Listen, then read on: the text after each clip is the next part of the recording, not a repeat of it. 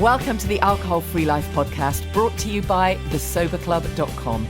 I'm Janey Grace. This is for you if you've quit the booze or you'd like to, or maybe you're just sober curious. I'll bring you tips and motivation without any judgment, and there'll be inspiration from experts, quit-lit authors, and sober heroes.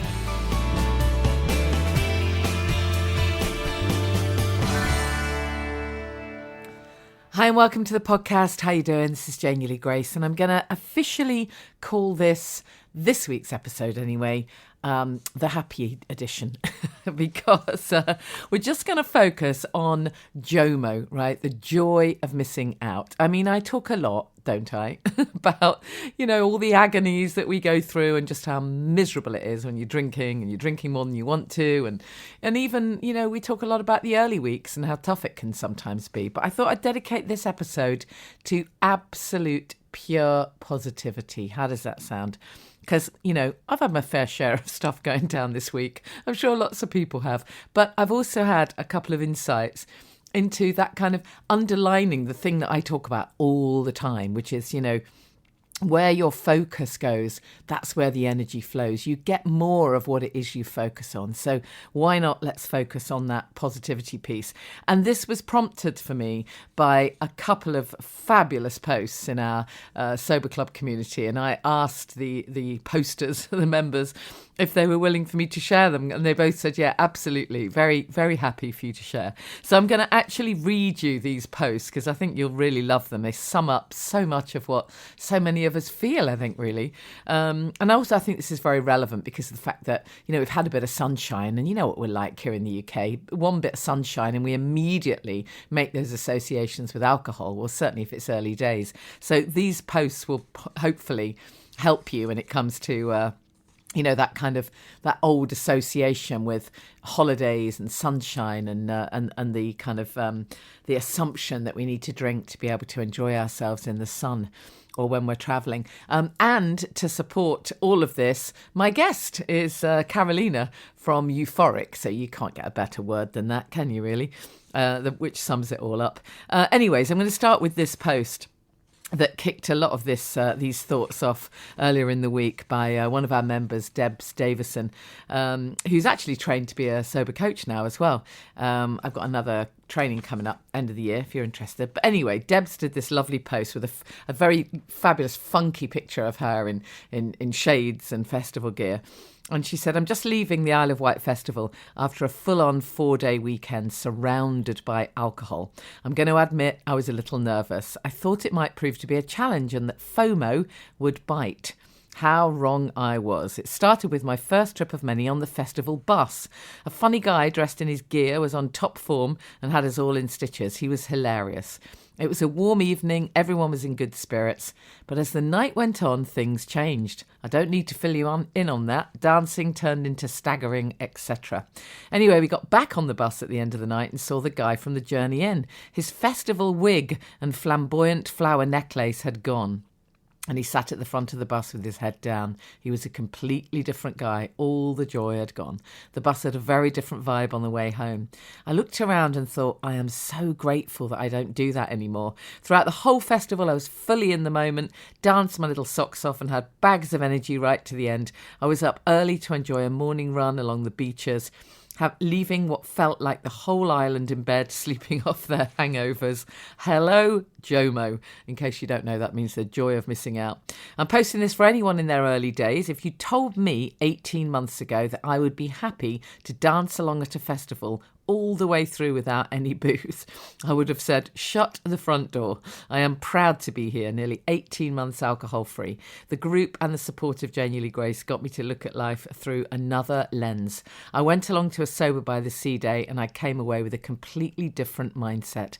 I'm posting this for some encouragement for you if you're thinking you could never get to this stage. Believe me, you can. Isn't that fabulous? It just absolutely sums up that wonderful vibe of having fun at a festival. And yeah, just how different the bus is on the way in to on the way back, right? And then there was another post which just followed a couple of days later from the lovely Elspeth, who said, I haven't posted, life's been busy, but I'm off to London to visit my gorgeous wee girl, and I'm so excited. We're going to see Elton John in Hyde Park. He's putting on the show for me, so it'd be rude not to. To get there, I have to fly. She lives in Scotland. So she says, going to the airport was always a treat for me, or so I thought in my drinking days, because I could drink champagne regardless of the time of day. Now I realise it's just a habit controlled by an addictive drug. In the early days of my sobriety, I was petrified to go to the airport in case I was triggered. And then COVID came along, travel was cancelled, so the issue was removed for me. Fast forward to today, my 2 years and 6 month milestone. I am loving being at the airport. I even queued to get into all bar one because they have the best alcohol-free cocktails and they're now serving liars. Wow. Just fantastic. So I kept the ritual and changed the ingredients. One thing that I really noticed was how calm I was. And then she goes on to say there were lots of stressful situations getting through security involving too many liquids, but I didn't lose my shit or my liquids. I calmly dealt with everything. I seriously did not recognise myself. We really are the lucky ones. If you're early days or months, you got to trust me, keep going. If you feel like you're walking through a hurricane, you will come out the other side. You'll know, you'll feel it within you. Just keep going. I can't tell you when, it just will. Oh, and by the way, the lady next to me on the plane asked me how old my daughter is, and I said 27. She asked how old I was when I had her. She said, you must have been a teenager because you don't look old enough. I will take that. Sobriety is the best anti-aging product. Isn't that fabulous? I mean, those two posts just sum up just the absolute joy. When you get past that initial phase, I swear it is joy. That, you know, it really is that joy of missing out. Why would you want to be part of that absolute misery? You can be that guy on the bus home. Why? Why do we put ourselves through this when we can actually experience, you know, life in its fullest? So on that is the perfect introduction to Karolina. I'm so delighted to get to chat to Karolina again, author of Euphoric. Karolina, I want you to pronounce your surname for us. Oh, thank you so much, Janey. It's 12 letters long, lots of consonants. It's Rzadkowska. I love it. Excellent name.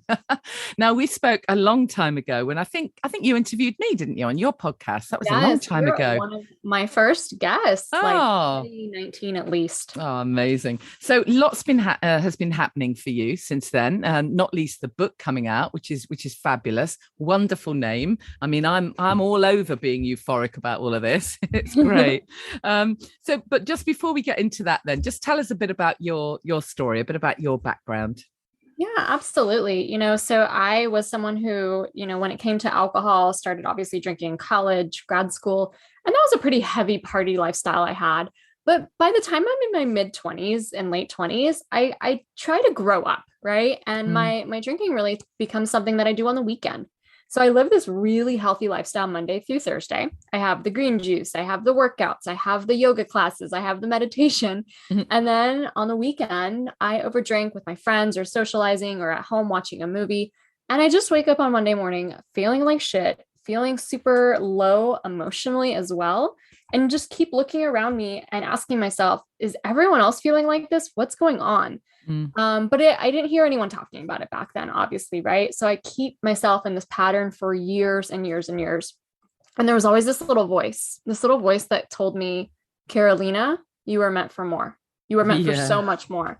And I think I didn't want to change for so long, not because I was so attached to alcohol, but because I was so married to the belief that normal adults drink. And if I know, it's just incredible, isn't it? I mean, as you say, nobody else was talking about that. And yet we now know that there were thousands, if not millions of people feeling exactly the same way as you.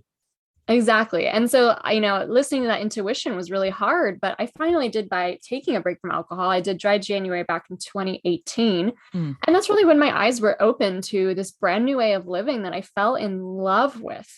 And, you know, not only obviously do I feel physically better, do I feel emotionally and mentally better, but something really changes in the beliefs I have about my life.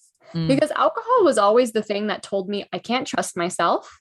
I'm not very worthy of, you know, following my word or capable of going after things. It almost became like this excuse in my life. Like I always wanted to write a book, for example, and yet it was so much easier to just open a bottle of wine than write the next great American novel. And so it was like a way that I just paused my biggest goals and dreams and settled. And I didn't know all of this back then. Back then, you know, it's just doing what everyone else is doing, having a good time or bad time or whatever. But, when I removed alcohol from my life, all of a sudden, all of those things became clear, that there was really nothing stopping me but myself to go after the life I've always wanted. And so that's what happened pretty quickly for me. In a few short months, alcohol free, I decided to launch the business I always wanted to launch. I decided to write the book I always wanted to write, at least the first draft. I decided to just change my life so much so that I wasn't looking for alcohol to give me some little buzz, but like that I literally got high from my own life. Oh, and now we're like 4 years later, and I'm like the published author I always wanted to be. I have the multiple 6-figure business I always wanted to have. I have no boss. I travel whenever I want. I'm sitting here right now in Europe, dream come true to spend the whole summer here with no ties to some corporate job or anything like that. All because I decided to believe in myself enough. And I think the confidence I got from ditching alcohol is literally the confidence I got to go after all of this other stuff. Yeah, isn't that wonderful? I mean, you really sum up this thing that I talk about all the time, that life is so much better without the booze. And, as we say, I talk so often about sober club members who I've seen just step out of their comfort zone, finally become brave to do the things they've always wanted to do. I mean, I'm guessing that, when you were still drinking, you didn't have the impetus. You didn't have the mojo to get the book written, right? No, I mean, and what's so funny about that is that I had wanted to be an author since I was a little girl. Like, this was a desire I'd always had in my life. And I remember I used to write a lot when I was a kid. I would write short stories and poems, and I would journal a lot. And then all of a sudden, I go to college, I start drinking, and my writing just dries up. I just can't write anymore. And the entire decade that I'm drinking, I still never lose the desire to write a book. So I remember I would have these New Year's resolutions that this was the year I was going to write. And my New Year's resolution was pretty simple, like just write for 30 minutes once a week, not that big of a deal. And yet I never did it. I did it maybe the first week in January, and then I totally gave up. And it just became so much easier to believe that this is just never going to happen for me. It's just, I just don't have what it takes. What's interesting though, just to interrupt you there just for a second, is we don't recognize at that point that it's alcohol holding us back. Well, I certainly didn't. Yeah. It was just so much easier too, to like those feelings of like, I think this is hard to say. This might be a little, direct, but those feelings of wasted potential, they are painful. Yeah. And we subconsciously use alcohol to numb those feelings without even knowing it and excusing it away as, oh, this is just what socializing is. But that's what I used alcohol for. It was literally, I was bored, I was restless, I was unfulfilled. And it was so much easier to look forward to happy hour than actually to make the changes in my day-to-day to make my life more fulfilling. And so, the confidence I got to actually, like you said, get the mojo, get the impetus. It was like, wait a minute, if I could do this, why not that? And I had to change a lot of beliefs about who I thought was successful, who I thought had a business, who I thought could write a book. But I kept just pushing the limits of what I believed was possible. And I really recognized that literally everything is in my mind. It's not the external circumstances that keep us stuck in 99% of the cases. It is literally our own mindset blocks about what we believe we can do. And so now I'm so passionate about not only helping women ditch alcohol, that's great and dandy, but I think it serves a much bigger purpose. I think it literally is the way that you find your calling in life, and that you really rediscover, what do you want to do on this planet? Who are you? What do you want? These are huge questions we often do not ask ourselves. That I think is the most important thing we could ask ourselves. And that's where the clarity, the intuition, the confidence, the courage, all of these things, these muscles we're building as we're going alcohol free, they lend themselves to this much bigger answering. Yeah. Absolutely. I agree. And I do think that, when we're drinking, it keeps us small, doesn't it? Keeps us trapped. and you're right. The trap is only of our own making. It really is. It's interesting because I've done, you've probably heard me say on podcasts, but I'm trained in family constellation work, and it's been amazing doing some of that work with people where they've started to sort of entangle some of the things that have been going on for them and holding them back. And sometimes in constellations, we have someone represent alcohol, like the kind of the energy of alcohol. And of course, it just is. In most cases, there is nothing, it's not active. It's not the alcohol, it's our choice to drink it, right?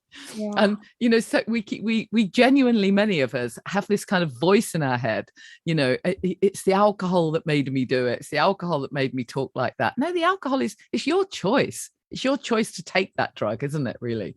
So yeah, you're absolutely right. And good for you that you did this when you were young. You didn't wait till you're old like me.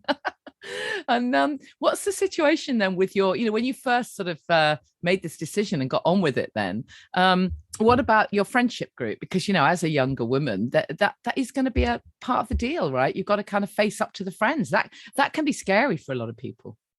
Yeah, of course. And that's just something that, really can trip up a lot of my clients is like, there comes a point where you change the habit at home. It's easy enough to not put alcohol up to your lips. But wearing an alcohol-free identity in public is a whole other thing. Yeah. And I have to say for me personally, the thing that stopped me for so long from taking a break from alcohol was the friends, was the social aspect of it, was like, what am I going to say? How am I going to be able to manage not fitting in? Am I going to feel deprived when other people are drinking? And it was always these hangups that literally prevented me from even taking the first step. And so as I go on my alcohol-free journey, and I'm feeling so amazing and my confidence is going up, I don't know what it was, but I just decided that those things are not going to be hangups for me anymore. And I literally found the solution to everything that I thought was, a self-imposed kind of a challenge. So with my friends, like I was just honest with them. I told them, I don't really like how alcohol makes me feel. And I love how I feel while I'm taking this break. And guess how many of them completely related? Like nobody wakes up after drinking feeling like $1,000,000. No, absolutely. Right. Yeah. And so like it actually got us closer together because I was finally like calling the elephant out in the room. And as I started sharing what I'm really interested in and where my vision was going, towards growth and towards launching a business and writing a book, it started like elevating our conversations more towards our dreams and growth instead of just this maybe shallower small talk. So in a weird way, I think some of us got closer. Now there's always probably the one toxic friend that's not going to accept it, but that's their own mess. That's their own kind of mirroring that they can't stand to see. And it's so incredible. A lot of my friends actually were inspired to ditch alcohol themselves or take breaks, but some of them that never even got to that point with alcohol, they were actually inspired to launch their own businesses or to leave like jobs that didn't make them happy. Like it just elevated everything. Yeah. When one person really claims the power of like, I get to decide what I want to do with my life and really embodies that, it creates this ripple effect to other people when they're like, oh, I could do that too. I mean, for example, I'm in Europe right now. And it's a dream come true, but I had to like leave behind my dog. I had to figure out how to get him taken care of. My husband had to quit his job. There were all these hurdles I had to overcome to get here. And it was literally a client of mine who decided to quit her job a year ago and move to France that I was like, wait a minute, if she can do it, I can do it. It's like, we need these inspirers around us. We need people to elevate us, to evolve us, to empower us. And I think that when you see yourself as the leader, not the one who's missing out or the one who doesn't fit in. You're the freaking leader. You're the role model. You're the inspirer. Nobody likes to drink in their soul level, right? Yeah. Like if they're really being honest with ourselves, especially if we're being honest how we feel the next day, right? Most people wish they weren't drinking or at least a lot less. And if you embody, I think that spirit, you'll find this inner confidence coming to you and also an inner, closeness with your friends because your honesty is prompting their own honesty too. Yeah, I absolutely agree. And I think that, you're right. I'm sure that you, like me, you find that clients initially when they're first, so many people, when they're first stopping drinking, it's what they're really afraid of. They're afraid that they won't be accepted, that with this new identity, they won't be accepted into the social situation, or people will call them boring. I mean, that's just hilarious because we know it's drunk people who are boring, but people do get really, really concerned about this. And yet actually, you're absolutely right. Once they go for it, what tends to happen is other people are impressed. And, it's that thing of, I want what she's having, right? Because, when we start to kind of shine our light, and spread the little ripples, it really does have that wonderful effect of radiating the light onto other people. I love that. And it makes you feel, I mean, one woman that I've mentioned in my kind of accountability group, she was really suffering from this. And she felt that she had been excluded in her work situation because she was drinking. She wasn't drinking and everybody else was. She genuinely felt excluded. And then it was a week or so later that her boss actually took her aside and asked her to have a word with someone else because he was so impressed at what she was doing. So perhaps sometimes you don't even know the impact you've had. Oh, I love that. Exactly. And I think like that's how we're going to change this culture. You know, like that we didn't all just like randomly stumble upon alcohol in our lives. It was literally conditioned and programmed and pushed on us when we were teenagers. It is the fabric of our cultural institutions. It is literally the way things are. And we're not going to change that unless we are the ones willing to be the change. And it can be these little micro ripple effects that we're making in our workplace, in our friend group, you know, you and I on our podcasts, like these things matter and they're literally changing culture. And I like to think that like the generations that grow up, our children will inherit a different culture than the ones that we grew up in. And how magical is that? And if we're not willing to do this work, like we have to think about our kids too, and really see that this is so much bigger than what Joe Schmo thinks about me or what this person has a hang up about. Like this is bigger. This is really stepping into leadership. Absolutely. And what about for you then? You're in Europe at the moment. What are you finding where you live? What's the kind of scene? Because I've not really connected with anyone recently, perhaps someone in the States, but I've not really connected with anyone in Europe. What's the situation in terms of, you know, young people drinking, in terms of the availability of great alcohol-free drinks? What's it like? Well, I'm in Poland right now personally, and I think everywhere I go in Europe, I'm always really surprised at how many alcohol-free beverages there are. Yeah, it's really changing, isn't it? It is. Like here in Poland, you can't drive after one drink. In the United States, you can have like 3 drinks and drive. And really? I didn't know that. Total normal thing that people drink and drive, like not inebriated, right? But just like, yeah, you're allowed to have a few. Not here, right? You can't have 0. So alcohol-free beers, like radlers, mocktails, different, you know, drinks are so normal. And like I've even been to a wedding here in Poland and they had alcohol-free wine for the guests. Like it just isn't a big deal. You know what I mean? Brilliant. That's brilliant. I love that inclusion. And I love that, you know, that culture here, that it's okay. You know, obviously there are some groups that like going out on a Friday or Saturday night is still like the thing to do. And obviously I challenge that anyone can continue doing anything like that as long as they find, you know, alcohol-free beverages that they love and they're still hanging out with people that they love. But I was talking with a young woman here and I told her what I did. And she was like, wow, that is exactly what I need. And, you know, she didn't relate to over drinking or having a problem with alcohol, but she was just like, that's the one thing that like stops me from making progress in my life is when my friends invite me out and it just sucks up the 4 or 5 days of, you know, feeling blah. And she's like, I wish that would change. I wish I could do something different. And I've had a lot of young people tell me that, people who are in universities, people who are saying like, they have the astuteness to recognize this is the one thing that holds me back. And I feel like I have to do it. And I think that that's like what you and I and all of your clients and everyone who's just embodying this new identity, it's giving other people permission to say, why does it have to be like that? Right. Yeah, absolutely. It's going against that conditioning, isn't it? Because, you know, as you said, most people actually, certainly they don't want to feel terrible. They don't actually really want to drink. It's that sort of desperation that you just get stuck in that rut. And let's face it, you know, none of the advertising shows people at the end of the night, right? We only get to see the glamorous pictures of somebody chinking a glass or, you know, the birthday card images. We never get to see the images of the detritus that follows, do we? Right. Tell us a bit about the book then, what you were hoping for, you know, what you hope readers will get from it and what a little bit about the idea behind it.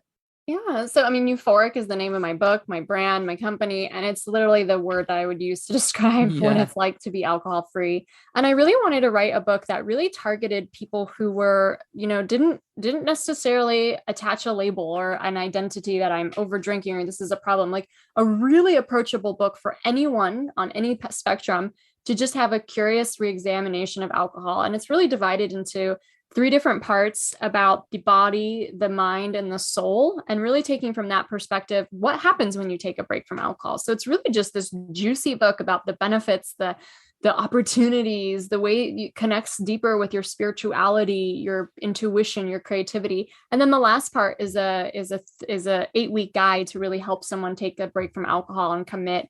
And the thing that I really enjoyed about writing this book is that, I'll tell you the truth, I could care less about what people drink at the end of the day. I could care less about alcohol, like it's really not about alcohol to me at the end of the day. I think though that alcohol is the biggest metaphor for how we stay stuck in our lives. Yeah. And it's when you remove the alcohol, what I'm really obsessed with is the space that's left behind, the Definitely. space that can now be filled with your greater passion and your purpose. And in the book, towards the end, the 8-week guide really starts guiding someone to uncover, like, what are their deeper passions? If they could do anything, what would they do? If money wasn't an issue, how would they spend their time on this planet?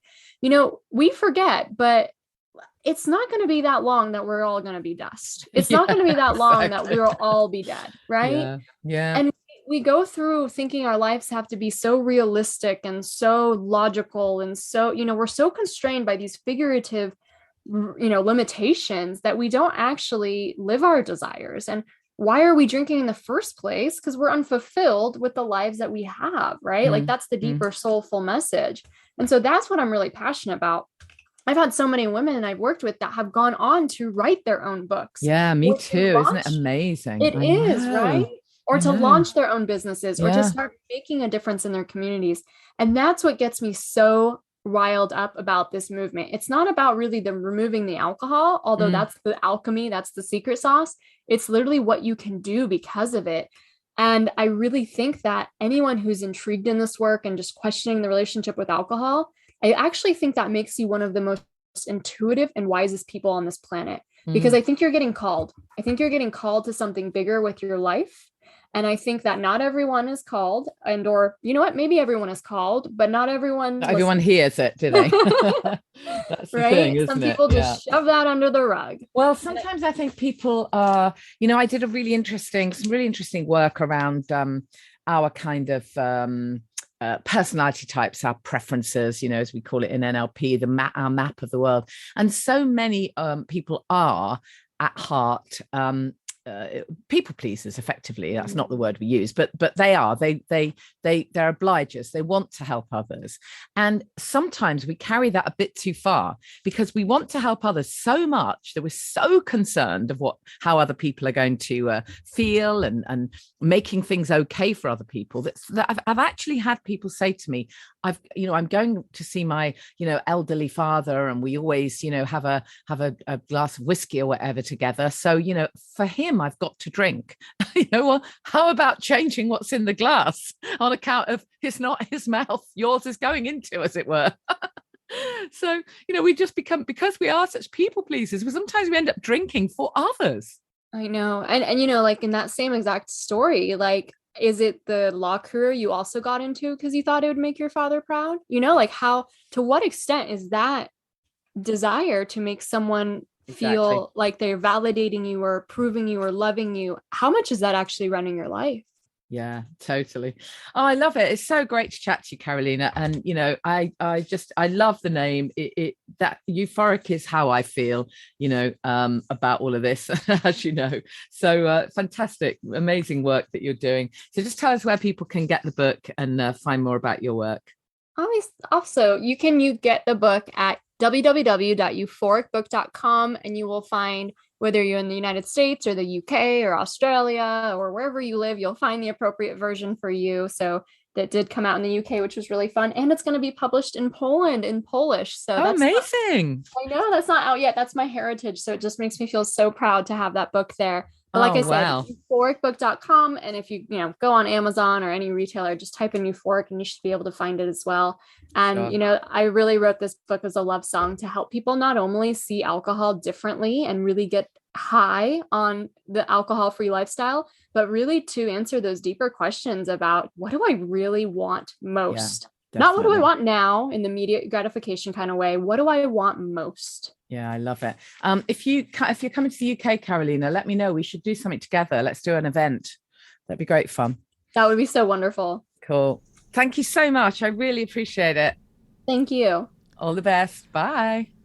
Thank you so much for being my guest, and the link to the book is in the show notes, as always. And please also check out our various events. There's some links in the show notes. The next thing that we're doing is Family Constellations, which is on the 17th of July. I know it's hard to explain. I'm very happy to have a chat with you, or, we can talk on Messenger or something. Just drop me a message if you're interested, but you just, you're kind of curious, but you just want a bit more information.